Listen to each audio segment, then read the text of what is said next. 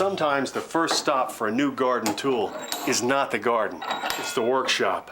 And the reason for that is that a lot of manufacturers produce factory dull tools.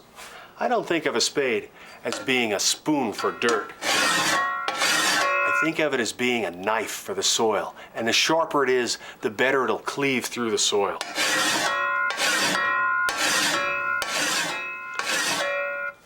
I've got a couple of files here. This one is a mill file. The other is a double cut file. The mill file, if you look at it, has a single row of teeth cut across it, while a double cut file has 2 rows.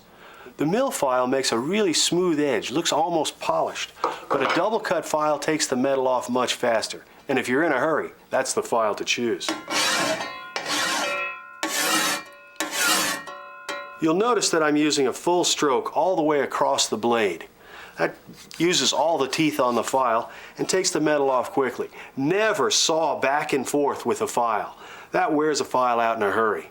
There's another way to do it. That's called draw filing, where you grab the file with both hands and either pull it straight toward you or push it directly away from you. It works really well, but it wears out one spot on the file really quickly.